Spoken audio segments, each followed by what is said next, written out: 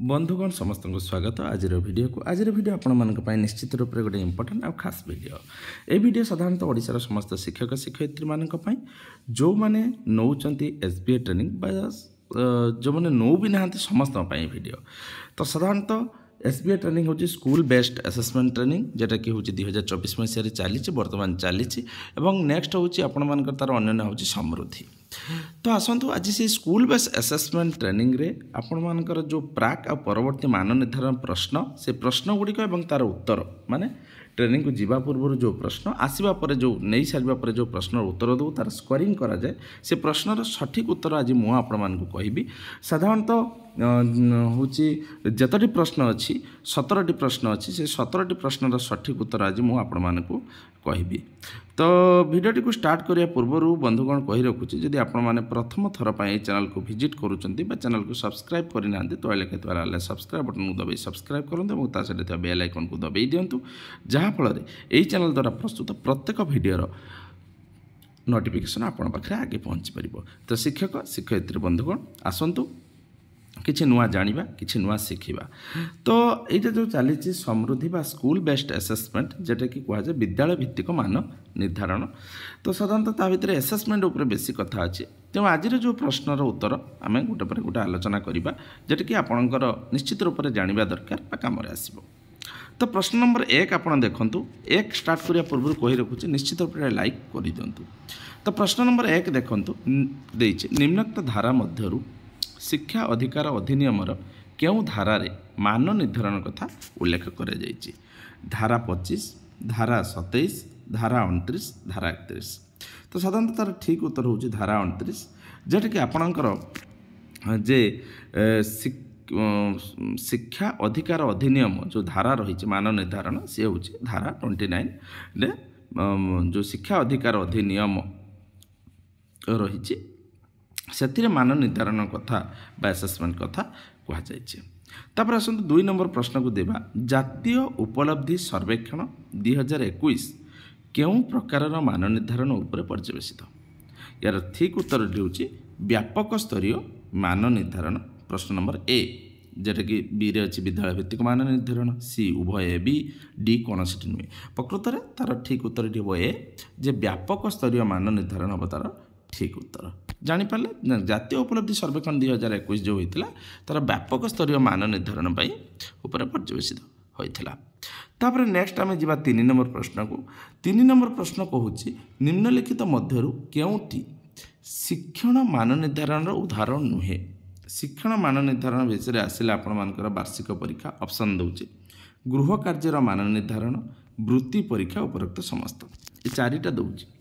तो निम्नलिखित मध्य केउंटी शिक्षण मान निर्धारण उदाहरण नुहे शिक्षण मान निर्धारण उदाहरण नुहे हूँ गृह कार्यर मान निर्धारण हम तार ठीक उत्तर कहीं ना गृह कार्य जो मान निर्धारण करा जाए ताहा शिक्षण मान निर्धारण उदाहरण नुहे शिखापी से भितर किसी ना क्या वार्षिक परीक्षा वृत्ति परीक्षा हूँ एमान मान निर्धारण हूँ शिक्षण पर कि गृह कार्य जो मान निर्धारण करा शिक्षण मान निर्धारण नुहे ताहा अन्य मान निर्धारण हो पारे। तापर आसतु जीवा 4 नंबर प्रश्न को 4 नंबर प्रश्न कहला देखंतु शिक्षण समय आप लक्ष्य कर प्रश्न को पढ़ुची शिक्षण समय पिला मानकर शिक्षण अग्रगति मापी आवश्यक अनुଯାयी पदक्षेप नेबापी केउंटी साहाय्य करिथाय। ऑप्शन गुड़िक हूँ दक्षता धारणा शिक्षण फलाफल पाठ्यक्रम लक्ष्य। जदि आम तार ठीक उत्तर कहवा जितेबाला पिलाटी शिक्षण समय शिक्षार अग्रगति मापियापाई तार शिक्षण फलाफल हूँ तार एक्जाक्ट आमको साहाय्य करिथा कारण से शिक्षण फलाफल जानला पर केते फलाफल हासिल करिछि सी शिक्षण फलाफलटा तापर आमे कौन करिपरिबा तापर पदक्षेप नहीं परिबा। ठीक अच्छे तापर आसब 5 नंबर है वस्तुर आकार लंब ओजन अनुसार 5टी वस्तु को सानरू बड़ किंबा बड़रू सान क्रम सजाड़े यही उक्ति क्या बुझाए जे वस्तुर आकार लंब अनुसार पिला माने 5टी वस्तु को सानरू बड़ कि बड़रू सान क्रम सजाड़े प्रकृत में क्या उदाहरण दूचे ना ये हूँ ऑप्शन गुड़िक हूँ शिक्षण फलाफल बी हूँ दक्षता शिक्षण उद्देश्य पाठ्यक्रम लक्ष्य।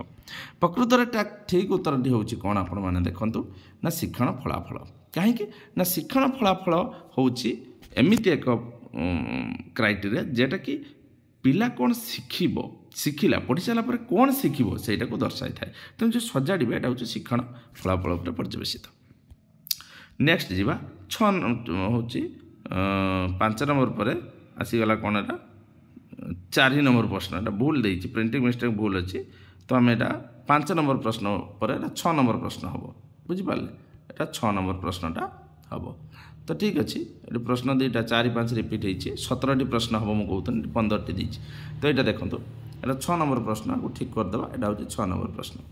ମାନ ନିର୍ଦ୍ଧାରଣ ପ୍ରକ୍ରିୟା ଶିକ୍ଷଣ ଫଳାଫଳକୁ ଆଧାର କରି କରାଯିବା ଆବଶ୍ୟକ କାହିଁକି? ଅପସନ୍ ଏ ହେଉଛି ଶିକ୍ଷଣ ଫଳାଫଳ ଗୁଡ଼ିକ ସର୍ବଦା ପ୍ରସ୍ତାବିତ। ଅପସନ୍ ବି ହେଉଛି ଶ୍ରେଣୀ କାର୍ଯ୍ୟ ସମୟରେ ଏହା ବାସ୍ତବରେ ପ୍ରତିଫଳିତ। ଅପସନ୍ ସି ହେଉଛି ଗୋଟିଏ ଦକ୍ଷତା ହାସଲ ପାଇଁ ଗୋଟିଏ ଶିକ୍ଷଣ ଫଳାଫଳ ଉଦ୍ଦିଷ୍ଟ। ଅପସନ୍ ଡି ହେଉଛି ଶିକ୍ଷଣ ଫଳାଫଳ ଗୁଡ଼ିକ ଆଧାରରେ ମାନ ନିର୍ଦ୍ଧାରଣ କରିବା ସହଜ। ପ୍ରକୃତରେ ତା'ର ଠିକ୍ ଉତ୍ତର ହେଉଛି ଶ୍ରେଣୀ କାର୍ଯ୍ୟ ସମୟରେ ଏହା ବାସ୍ତବରେ ପ୍ରତିଫଳିତ ହୋଇଥାଏ। ତେଣୁ ମାନ ନିର୍ଦ୍ଧାରଣ ପ୍ରକ୍ରିୟା ଶିକ୍ଷଣ ଫଳାଫଳକୁ ଆଧାର କରି କରାଯିବା ଆବଶ୍ୟକ। କାରଣ ଯେତେବେଳେ ଆମେ ଶ୍ରେଣୀ କାର୍ଯ୍ୟ କରୁଛେ ସେହି ସମୟରେ ଏହି ମାନ ନିର୍ଦ୍ଧାରଣ ପ୍ରକ୍ରିୟାଟି ବାସ୍ତବରେ ପ୍ରତିଫଳିତ ହୋଇଥାଏ ଏବଂ ଶିକ୍ଷଣ ଫଳାଫଳକୁ ଲର୍ଣ୍ଣିଂ ଆଉଟକମ୍ସକୁ ଅଧିକ କ'ଣ କରିଥାଏ, କନେକ୍ଟ କରିଥାଏ। ତାପରେ ଆସନ୍ତୁ ଯିବା 7 ନମ୍ବର। ଏଇଟା ହେଲା 7 ନମ୍ବର ପ୍ରଶ୍ନ। 7 ନମ୍ବର ପ୍ରଶ୍ନ ହେଉଛି କ'ଣ ନା ବ୍ଲୁମ୍ସ ଟ୍ୟାକ୍ସନମି ଅନୁଯାୟୀ ଶିକ୍ଷଣ ଉଦ୍ଦେଶ୍ୟ ସ୍ଥିରୀକୃତ କରିବା ପାଇଁ ସର୍ବନିମ୍ନ ସର୍ବୋଚ୍ଚ ସ୍ତରଟି କ'ଣ? ଯଦି କୁହାଯିବ ଅପସନ୍ ଗୁଡ଼ିକ ହେଉଛି ମନେ ପକାଇବା, ବିଶ୍ଳେଷଣ କରିବା, ମନେ ପକାଇବା, ସୃଷ୍ଟି କରାଇବା, ମନେ ପକାଇବା, ବୁଝିବା, ମନେ ପକାଇବା, ମୂଲ୍ୟାୟନ କରିବା, ନିମ୍ନ ମଧ୍ୟରୁ କେଉଁଠି ଏକ କୌଶଳ ନୁହେଁ। ସେ କହିଛି ହେଉଛି ମନେ ପକାଇବା, ମୂଲ୍ୟାୟନ, ଯେଉଁ 4ଟା କହିଲା ଯେ ପ୍ରକୃତରେ ତା'ର ମନେ ପକାଇବା ସୃଷ୍ଟି କରିବା ହେଉଛି ଠିକ୍ ଉତ୍ତର। କାରଣ ମୁଁ ଯଦି ଆପଣମାନଙ୍କୁ ବର୍ତ୍ତମାନ ଦେଖେଇବି ବ୍ଲୁମ୍ସ ଟ୍ୟାକ୍ସନମି, ତେବେ ତା'ର ଠିକ୍ ଉତ୍ତର ହେବ ମନେ ପକାଇବା ଆଉ ସୃଷ୍ଟି କରିବା। ଦେଖାଉଛି ମୁଁ ବ୍ଲୁମ୍ ଟ୍ୟାକ୍ସନମି ଆପଣଙ୍କୁ ଦେଖନ୍ତୁ। ଆପଣଙ୍କ ଆଗରେ ବ୍ଲୁମ୍ ଟ୍ୟାକ୍ସନମି ବର୍ତ୍ତମାନ ରହିଯାଇଛି, ରିଭାଇଜ୍ଡ ବ୍ଲୁମ୍ ଟ୍ୟାକ୍ସନମି। ପ୍ରଥମରେ ସେ କହିଥିଲା ସର୍ବୋଚ୍ଚ ସର୍ବନିମ୍ନ।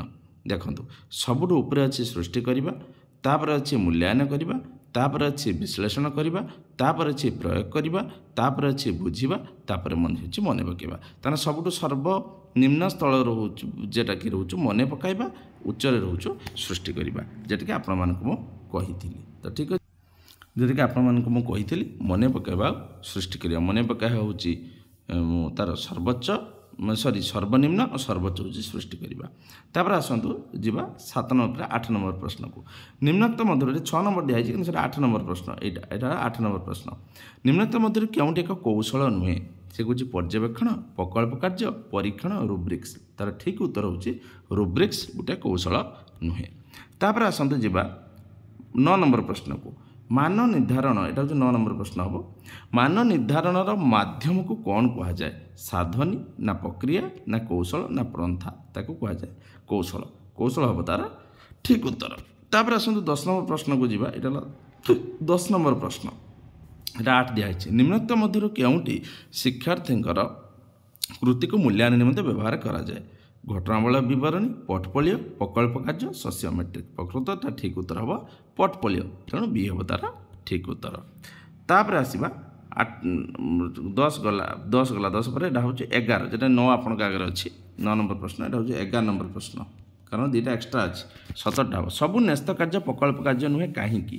ନା କାହିଁକି ତା ଠିକ୍ ଉତ୍ତର ହେଉଛି ନ୍ୟସ୍ତ କାର୍ଯ୍ୟର ମାନ ନିର୍ଦ୍ଧାରଣ ନିମନ୍ତେ ବିଭିନ୍ନ କୌଶଳ ଆବଶ୍ୟକ ପଡ଼ିଥାଏ। ତେଣୁ ଏଇଟା ହେବ ତା'ର ଠିକ୍ ଉତ୍ତର।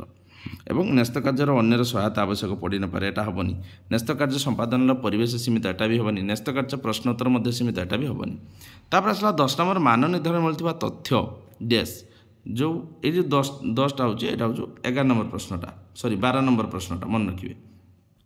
ମାନ ନିର୍ଦ୍ଧାରଣ ମିଳୁଥିବା ତଥ୍ୟ କ'ଣ? ନା ଶିକ୍ଷଣ ପ୍ରକ୍ରିୟାରେ ପରିବର୍ତ୍ତନରେ ସାହାଯ୍ୟ କରେ, ଶିକ୍ଷାର୍ଥୀର ଦୁର୍ବଳତା ଚିହ୍ନଟ କରିବାରେ ସାହାଯ୍ୟ କରେ, ଶିକ୍ଷାର୍ଥୀର ମୂଲ୍ୟାୟନ କରିବାରେ ସାହାଯ୍ୟ କରେ। ଉପରୋକ୍ତ ସମସ୍ତ ପ୍ରକୃତ ତା'ର ଅପସନ୍ ହେବ ହେଉଛି ଏ, ଶିକ୍ଷଣ ପ୍ରକ୍ରିୟାରେ ପରିବର୍ତ୍ତନରେ ସାହାଯ୍ୟ କର। ତାପରେ ଚାଲନ୍ତୁ ଥିବା 13 ନମ୍ବର ପ୍ରଶ୍ନ। ନିମ୍ନୋକ୍ତ ମଧ୍ୟରୁ, ଏଠି ଯେଉଁ 11 ନମ୍ବର ଲେଖା ହେଇଛି, ଏଇଟା ହେବ 13 ନମ୍ବର ପ୍ରଶ୍ନ। ନିମ୍ନୋକ୍ତ ମଧ୍ୟରୁ କେଉଁଠି ସାମଗ୍ରିକ ମାନ ନିର୍ଦ୍ଧାରଣ ପରିସ୍ଥିତିକୁ ସୂଚାଉଛି? ନା ତା'ର ଅପସନ୍ ହେଉଛି ଶିକ୍ଷକ ଓ ଶିକ୍ଷାର୍ଥୀ ଦ୍ୱାରା ମାନ ନିର୍ଦ୍ଧାରଣ, ଶିକ୍ଷକ ଅଭିଭାବକ ଦ୍ୱାରା ମାନ ନିର୍ଦ୍ଧାରଣ, ଶିକ୍ଷାର୍ଥୀ ଅଭିଭାବକ ଦ୍ୱାରା ମାନ ନିର୍ଦ୍ଧାରଣ। ସେ କହୁଛି ସାମଗ୍ରିକ ମାନ, ଶିକ୍ଷକ ଶିକ୍ଷାର୍ଥୀ ଅଭିଭାବକ ଦ୍ୱାରା ମାନ ନିର୍ଦ୍ଧାରଣ। ଏଇଟା ଡିଟା ହେବ, ବୁଝିପାରିଲେ? ଡି ହେବ ତା'ର ଠିକ୍ ଉତ୍ତର। ତାପରେ ଆସନ୍ତୁ 12 ହେଉଛି ଥିବା 13 ନମ୍ବର ପରେ 14 ନମ୍ବର ଦେଖିବା। ଇଏ ହେଉଛି 14 ନମ୍ବର ଆପଣଙ୍କ ଆଗରେ ଅଛି।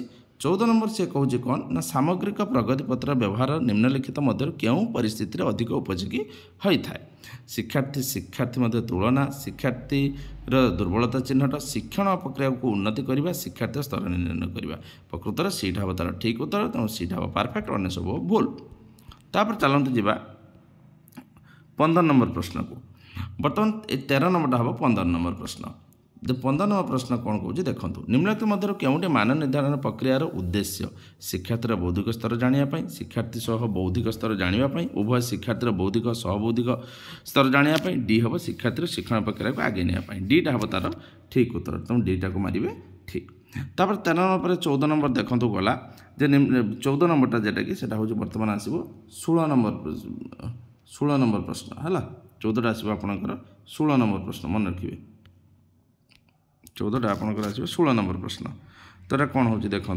निम्नत मध्य क्योंटी शिक्षण मान निर्धारण सूचक तार ऑप्शन हम ठीक उत्तर हम सीटा कारण शिक्षण फलाफल आधारित शिक्षार्थी व्यक्तिगत शिक्षण योजना प्रस्तुत करवा ये ठीक उत्तर तापर आसो बर्तमान देखो यहाँ हूँ 17 नंबर लास्टा जेटा कि चतुर्पार्श्व प्राकृतिक परिवेश को सुरक्षा प्रति सचेतन होगा शिक्षार्थी गुणाबल क्यों दिग को सूचाई था प्रकृत में यहाँ हूँ परिवेश यहाँ 17 नंबर प्रश्नटा आसो कारण 2टा एक्सट्रा अच्छे परिवेश शिक्षा तार ठीक उत्तर तो शिक्षक शिक्षयित्री बंधुगण आशा कर ठीक उत्तर जानी नहीं तो 17टी प्रश्न आपण निश्चित रूप से प्रश्न गुड़िक दरकार और जानवा निहाती दरकार आशा कर वीडियो आप निश्चित रूप से गुरुत्वपूर्ण आज ये आगे वीडियो नुआ वीडियो नहीं से विदाय।